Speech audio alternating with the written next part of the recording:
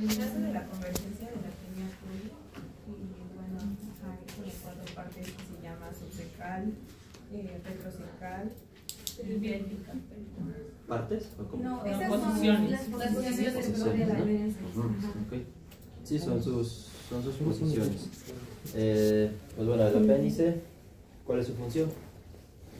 Bueno, antes se decía que no tenía función, pero ahorita pues sí hay, y es que produce inmunoglobulina A. Tiene una función de inmunidad, ¿no? Pues bueno, este apéndice se va a formar de la porción cecal del colon.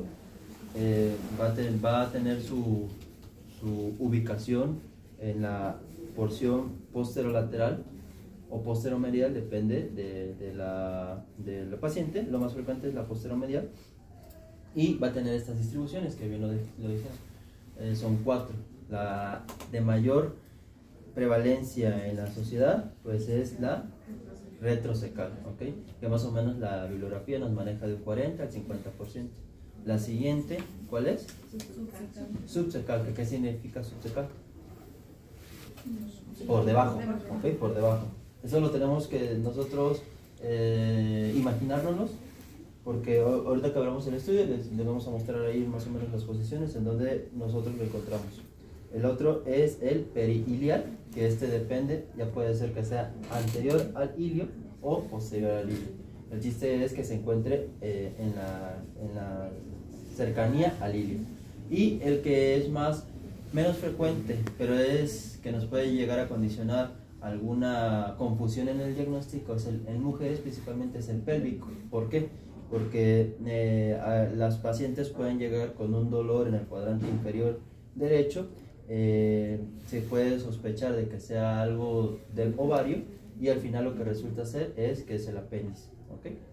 Pues aquí está más o menos un esquema.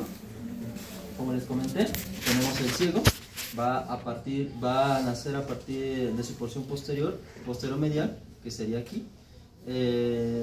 En cuanto a sus dimensiones, pues va a tener un diámetro longitudinal, o puede llegar a tener un diámetro longitudinal de hasta 20 centímetros.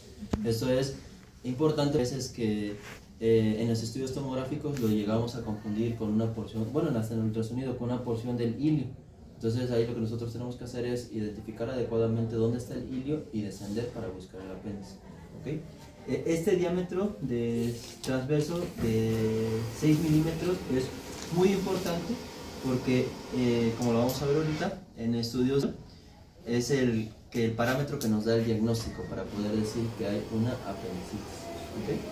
Y pues bueno, es más frecuente en niños, esto pues por la prevalencia, también pues porque en los niños los tejidos linfoides, que es lo que forma parte del apéndice, pues se siguen en desarrollo. Ustedes saben que pues cuando el bebé nace, la actividad linfoidea es muy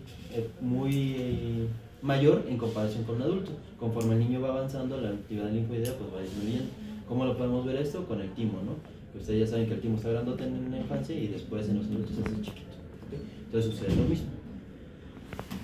¿Qué es lo que nos puede ocasionar una apendicitis? Pues la obstrucción del úmero, ¿okay? Esta obstrucción pues se puede dar por cualquier causa. La principal causa pues va a ser, antes se pensaba que era por una apendicolitis, pero la causa más principal en niños es por materia fecal, ¿okay? Ahí lo que se ocasiona pues una pequeña porción de materia fecal no asciende hacia el colon ascendente, sino se va hacia el cuello del apéndice, y es lo que nos ocasiona toda la fisiopatología, que ahorita en grandes rasgos se las voy a mencionar. También puede ser los nódulos linfoides. Como les comento, la actividad linfoidea en los niños está muy marcada, y en procesos inflamatorios, como pueden ser ya sean neoplásicos o inflamatorios agudos, como una adenitis mesentérica, que es causa por una infección ya sea gastrointestinal o hasta del tracto digestivo, del tracto respiratorio, nos puede llegar a condicionar esa obstrucción de la luz y por ende la inflamación retrógrada del apéndice, ¿okay? Las otras, pues las enfermedades parasitarias. Hay un caso muy impactante de un niño en el que tenía Ascaris lubricoides en abundante cantidad, y pues a tanto que llegó a la bolsa del apéndice, lo obstruyó y lo inflamó. ¿Okay? Los cuerpos extraños, pues aquí la principal es las semillas, que aunque no se crea, pues se han encontrado casos en los que consumo de semillas abundantes, por eso la chía sí es muy buena, pero también puede llegar a tener sus ciertos efectos adversos en cuanto a la absorción. Y pues ya siendo más partícipe del paciente, pues pueden ser enfermedades de Crohn, que pues esta es una enfermedad inflamatoria intestinal, que lo que nos va a condicionar pues es que las paredes se inflamen y por ende pues puede llegar a condicionar inflamación del apéndice. Los cánceres o las metástasis. Hay algunos tipos de cánceres que llegan a tener su METS a nivel de ese tejido linfoide del apéndice. ¿Okay? Entonces, esta es la imagen que nosotros tenemos en cuanto a la distribución. Aquí es importante cuando nosotros como radiólogos evaluamos un apéndice, ya colocamos ahí, no, pues apéndice con distribución retrocecal, apéndice canónica con diámetro. Ok. Más o menos, yo sé en qué ya llevaron fisiopatología o solo están en anatomía. Fisio ya. ¿Quién me puede hablar acerca de la fisiopatología del apéndice? Al apendicitis. Pues más o menos una inflamación, ¿no? Ajá.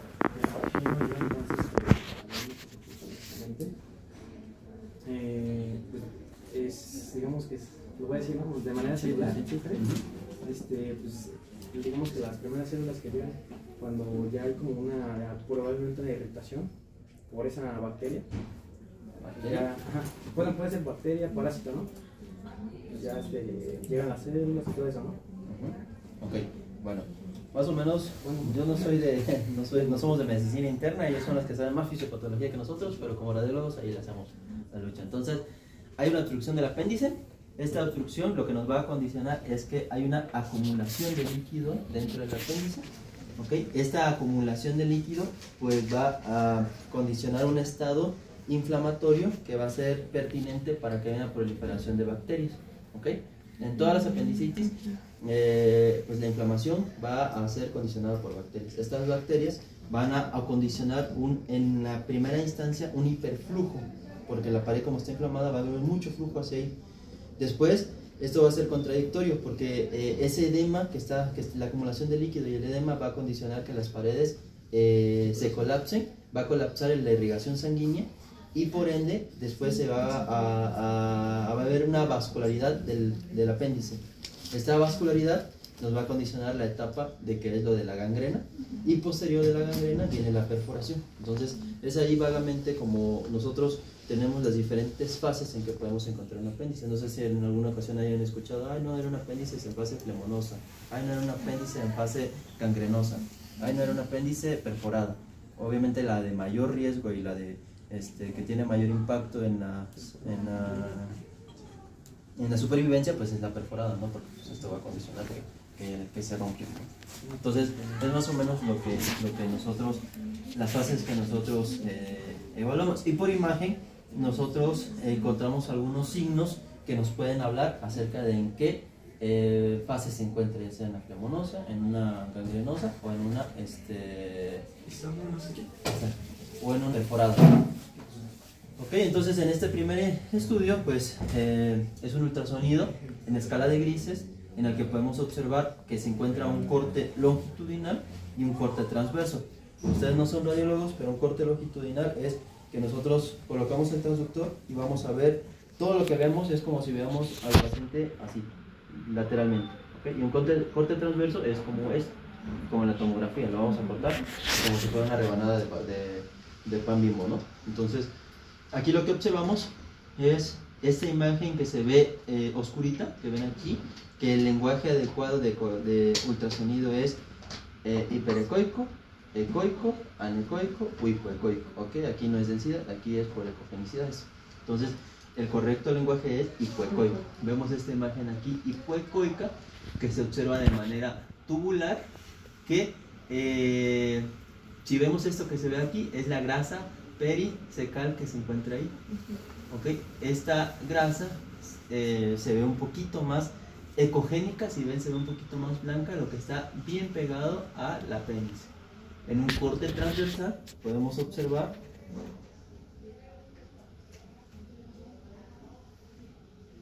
que, aquí ya no lo puedo ver mi computador. podemos ver que este diámetro nos dio un diámetro de 8.4 milímetros. ¿Se acuerdan cuál era lo normal? Hasta 6. ¿Ok? Entonces, aparte de eso, se realizó una compresión que cualquier órgano que no esté inflamado, por medio del ultrasonido, se va a comprimir. ¿Ok? El apéndice, pues cuando no se encuentra inflamado, lo comprimes y se va a hacerse chiquito, o sea, se va como a colapsar. Entonces, en este caso, ese es otro signo que nosotros tenemos cuando estamos haciendo un ultrasonido. El diámetro transverso, el aumento de la ecogenicidad, que es decir, la grasa que está adyacente está inflamada, y la falta de compresibilidad. ¿Okay? Aquí podemos observar lo mismo, lo único era que nos daban que no existía el colapso. Por lo regular, en el apéndice nosotros lo colapsamos cuando es un corte sagital, que es como este. Aquí estaba en reposo, imaginen aquí colapsaron y no mostraba que se colapsara el apéndice.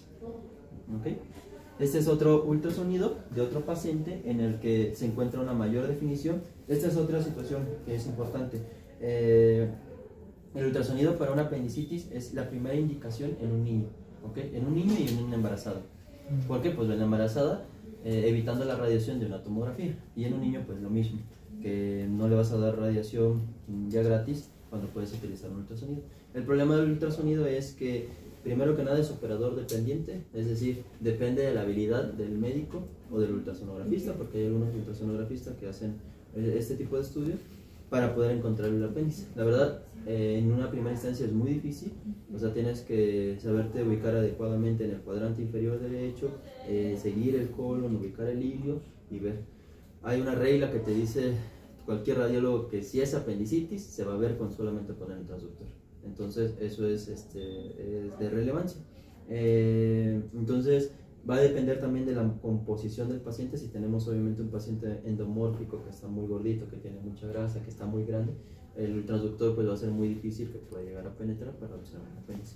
En este caso era un paciente que se encontraba delgado. Vemos que los tejidos subcutáneos, que son estos, se ven bien delgaditos, o sea, estaba muy delgado. Vemos aquí la grasa mesentérica y observamos igual esta imagen tubular. ¿Okay? Como tiene una mejor definición, podemos observar todo el apéndice. Si vemos aquí, se pueden ver hasta las paredes. Esta es la luz del apéndice y esas son las paredes. La mayoría de los órganos gastrointestinales, tanto del intestino como vesícula, la pared tiene que medir menos de 3 milímetros. Esta pared nos está midiendo casi 6 milímetros, entonces es ahí donde nosotros lo podemos correlacionar con que la pared está con aumento de la vascularidad, está inflamada, pues está en una fase flemonosa. ¿Okay? Observamos en esta y vemos que el diámetro nos dio de 13 milímetros. Entonces recuerden siempre el apéndice, para poder decir que es apendicitis, es diámetro transverso mayor de 6 milímetros por ultrasonido. Ahorita vamos a hablar acerca de la tomografía. Este es otro apéndice en el que podemos observar. ¿Se acuerdan de este previo cómo se veía la grasa bien definida, bien delimitada? Se ve grande el apéndice, pero la grasa adyacente se ve bien. En el previo también podemos observar que aquí está la grasa, se ve el apéndice tubular, no hay nada adyacente. Eso significa que las paredes están bien, no les pasa nada. Observemos esta imagen. Aquí podemos ver que aquí se encuentra el apéndice, pero al contrario de las otras imágenes vemos esta hipodensidad que se ve aquí, que se observa adyacente ahí, y observamos una hipodensidad casi de aspecto anecoico, es decir, más oscuro, casi completamente oscuro, ¿okay? Con algunos ecos en su interior, que son estas imágenes puntiformes que se ven aquí. ¿Qué creen que se refiere a eso? ¿Puede repetir la pregunta? ¿A qué creen que se refiere esta imagen? Que ya no se ve la grasita adyacente. El apéndice es esto que estamos midiendo, que nos dio 10 milímetros en un diámetro transverso. ¿Qué creen que es lo que está alrededor? Y esta que parece densidad líquido. Pues es lo que estaba pensando. ¿Una hemorragia, tal vez? Perforación. Perforación. ¿Sí? Esta es la última fase de la apendicitis. Lo que les comentaba, les digo, yo sé que esto es un poco difícil, pero pues está bien que vayan conociendo las imágenes. Vean esta fase, este apéndice, como vemos las paredes inflamadas, engrosadas, el diámetro de 3 en transverso, pero vemos la grasa periapendicular que se ve bien delimitada aquí. al contrario de acá, que vemos que está, aquí está midiendo el apéndice, pero adyacente a él vemos todo esta hipodensidad y este líquido libre aquí. Entonces pues es una apendicitis que está perforada con líquido libre periapendicular. Muy bien. Entonces, por radiografía, la verdad pues la radiografía no es tan ni específica como lo es el ultrasonido, ni tan sensible como lo puede llegar a ser la tomografía. Pero pues en algunos centros médicos pues no se cuenta ni con tomografía ni con ultrasonido. La primera instancia es con la radiografía. ¿Qué signos se encontraron que podemos observar en apendicitis por radiografía? ¿O alguien sabe alguno? Un apendicolito. El apendicolito, ¿no? La verdad es, cuando lo ves, es muy específico de que es apendicitis, pero el apendicolito casi no se observa. Se llega a observar casi en el 40 o en el 35% de los pacientes. ¿Ok? ¿Otro que se hayan visto? Gas, bueno, como gas se podría decir en la zona abdominal, justamente en esa zona. Bueno, ahí para delimitarlo mejor se puede encontrar dilatación de las asas intestinales con formación de una asa fija. Ahorita vamos a observar que es una asa fija. Tenemos esta radiografía en la que podemos observar, ¿ven la columna vertebral? Cómo se ve desviada hacia la izquierda. Puede ser que el paciente tenga una escoliosis, ¿no? Pero obviamente, pues si tenemos un paciente que llega a tener dolor, va a ser una escoliosis compensatoria. Es decir, el paciente, como va a tener mucho dolor, va a hacer esto, se va a inclinar. Entonces podemos llegar a encontrar esta desviación de la columna, que no es algo que sea por propiamente de la columna, sino sea una posición antiálgica del paciente. Entonces podemos encontrar esta desviación de la columna. Esta es la imagen que mencionaban ustedes, el apendicolito. Obviamente pues un apendicolito es una lesión que está calcificada, que en la radiografía pues va a tener la densidad calcio, se va a ver más, ¿cómo se dice? Más radiopaca, ¿ok? Para recordar el lenguaje de la radiografía, aquí es por opacidades. Radiopaca es lúcido, bueno, brillante, ¿no? Radiolúcido, contrario. Entonces, para que no se confunda, se debe de ver radiopaca. Vamos a ver esta imagen aquí, que va a tener una imagen adyacente agregada, que es esto. Esto que ven aquí como moteado, que se ve así como parcheado, es el ciego que se encuentra con una carga fecal. Obviamente el apéndice no se alcanza a ver ahí, pero hay una inflamación local que está ocasionando que el ciego también se encuentre paralizado y ahí haya materia fecal. Entonces, este es el signo. Ahorita hay otra imagen más adelante, más específico, que podemos llegar a encontrar del apéndice. No tanto el apendicolito, porque como les comenté, es muy baja la presentación con apendicolito, pero sí es esta. Si tenemos un paciente infante de unos 12 años que llega a su centro donde están trabajando, le hacemos una radiografía y observamos una posición antiálgica de la columna y observamos esta, sin ver el apéndice, observamos esta carga fecal que se ve aquí en la fosa ilíaca derecha, podemos sospechar que el paciente puede llegar a tener una apendicitis.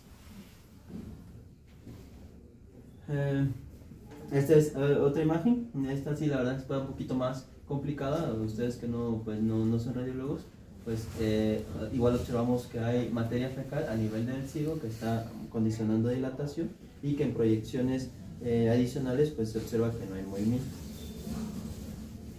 Y esta es la que les comentaba. Esta es una asa fija, lo que comentaba el doctor. Cuando nosotros decimos que es una asa fija, es una asa que no se mueve aún cambiando de proyecciones. Para las proyecciones a nivel abdominal, lo que nosotros tomamos es en bipedestación y en decúbito supino. Ya vamos a agregar ahí una decúbito lateral o una oblicua, dependiendo de lo que sospechemos. Pero en caso de un dolor abdominal agudo, lo que ustedes tienen que indicar es una decúbito y en bipedestación. ¿Okay? Entonces lo que vamos a observar aquí es que vemos dilatación de esta asa de intestino delgado que vemos aquí, que no se encontraba como tal un diámetro para decir que hubiera una obstrucción, pero sí estaba distendida. ¿Hasta cuándo es distendido? Hasta 3 centímetros. ¿Okay? Dilatado es más de 3 centímetros. Estaba distendido y al momento de cambiar al paciente de posición observamos que se mantiene. Vean cómo aquí se ve, de hecho se observa de mejor manera, bien demarcada todo el diámetro. ¿Se lo observa? Eso es una asa fija. que el asa fija está dado por una inflamación en alguna parte específica. Las asas fijas solamente se dan por tres cosas: una pancreatitis, una colecistitis o una apendicitis.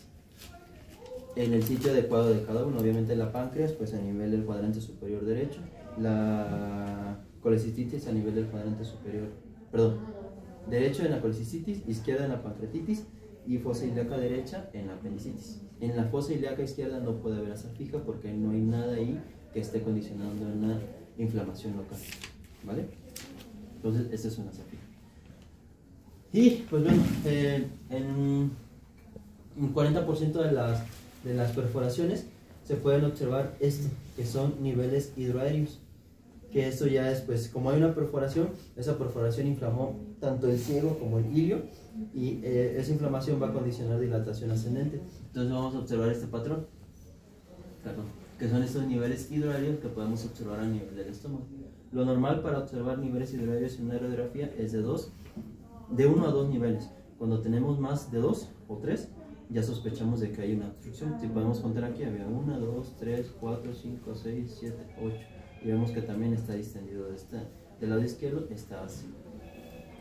¿Vale? Entonces, este ya sería un patrón de obstrucción por una perforación de una apendicitis. Obviamente en la radiografía, si tú ves esta, no vas a decir, está dilatado porque tiene una apendicitis, ¿no? Ahí lo que tienes que hacer es hacer otro estudio de imagen, ya sea una tomografía o un ultrasonido. Pues bueno, aquí podemos ver igual, pues el nivel es hidroaéreo. Esta imagen circular que vemos aquí es otro signo que también podemos encontrar, aparte de la posición antiálgica, que es el borramiento del SOTS. Los SOTS, el SOTS izquierdo, si lo alcanzan a ver, es esta línea que se ve aquí, radiopaca, que conecta pues desde los cuerpos vertebrales hacia el ilíaco. Y del lado derecho, pues la posición antiálgica y esta sobreposición de estructuras que son inflamación de tejidos blandos nos hace que se borre el SOTS. Si ven aquí, no se ve el SOTS. ¿Swap se llama? ¿El músculo? Swap. ¿Vale? Y pues bueno, también tenía un apendicolito y comentaban que pues esto que se ve acá es una asa fija. Al paciente lo cambiaron de posición y se seguía manteniendo. Y pues el apendicolito, pues aquí se observa. Esta plaquita la verdad está muy demostrativa porque tiene varios de los signos que podemos encontrar por si lo ven aquí. Listo. Y pues bueno, este sería un cuadro en el que son todos los hallazgos que podemos encontrar por radiografía. Y el apendicolito, como les comenté, de hecho me equivoqué, es muy baja su presentación, vean, del 5 al 14%, casi un 10%. El hilio reflejo o el asa fija, localizado en fosa ilíaca derecha. El patrón de obstrucción intestinal, que pues es en el 40% de las apendicitis perforadas por la inflamación tan abundante que va a condicionar ahí adyacente tanto en la región celíaca como en el hilio. El aumento de la reopacidad del cuadrante inferior con el borramiento de la articulación sacroiliaca derecha. El desplazamiento de gas, los engrosamientos, el borramiento de la línea del SWOT derecho y la columna toracolumbar con curva antiálgica, es lo que les comentaba. El paciente pues lo que va a hacer es le duele y se va a inclinar hacia ese lado. Y el signo de la carga fecal, que ese es el que quiero que se queden ustedes, que es el más específico para radiografía. ¿Okay? Y pues ya, sería todo.